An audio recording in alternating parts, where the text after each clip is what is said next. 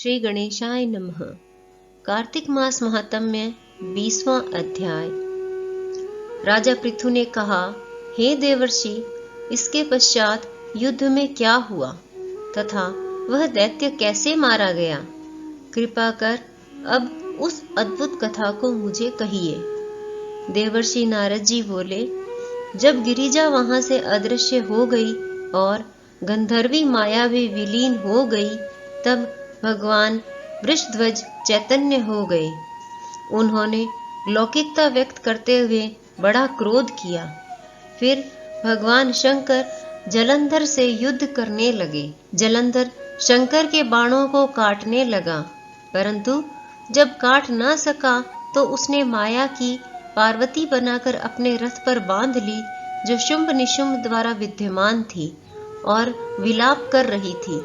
तब अपनी प्रिय पार्वती को इस प्रकार कष्ट में पड़ा देखकर लौकिक लीला दिखाते हुए भगवान शंकर प्रकृत जनों की तरह व्याकुल हो गए और उन्होंने अग्निपुंज की तरह भयंकर रौद्र रूप धारण कर लिया।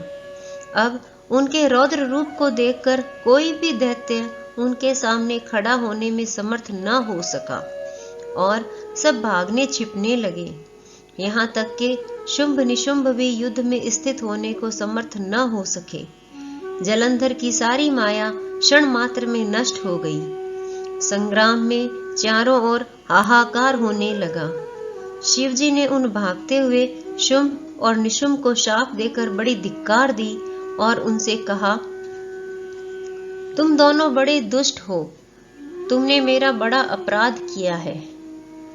तुम पार्वती को मारते थे और अब युद्ध से भागते हो। भागते को मारना पाप है, इससे अब मैं तुम्हें नहीं मारूंगा, परंतु गौरी तुम्हें अवश्य मारेगी।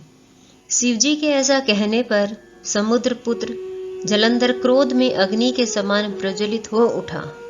उसने शिवजी पर घोर बाण वर्षा कर पृथ्वी पर अंधकार कर दिया।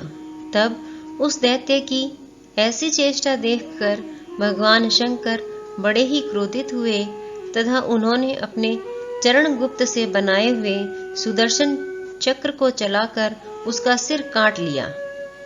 एक प्रचंड शब्द के साथ उसका सिर पृथ्वी पर गिर पड़ा और महान हाहाकार होने लगा। अंजन पर्वत के समान उसके शरीर के 2 खंड हो गए। उसके रुधिर से संग्राम भूमि व्याप्त हो गई। सारी पृथ्वी विह्वल हो गई। शिव आज्ञा से उसका रक्त और मांस महागौरव में जाकर रक्त का कुंड हो गया तथा उसके शरीर का तेज निकलकर शंकर जी के शरीर में वैसे ही प्रवेश कर गया जैसे कि वृंदा का तेज गौरी जी के शरीर में प्रविष्ट हुआ था। जलंधर को मरा हुआ देखकर देवता, गंधर्व और सभी प्रसन्न हो गए। इसी के साथ कार्तिक मास महात्म्य का 20वां अध्याय पूर्ण हुआ। जय श्री कृष्ण।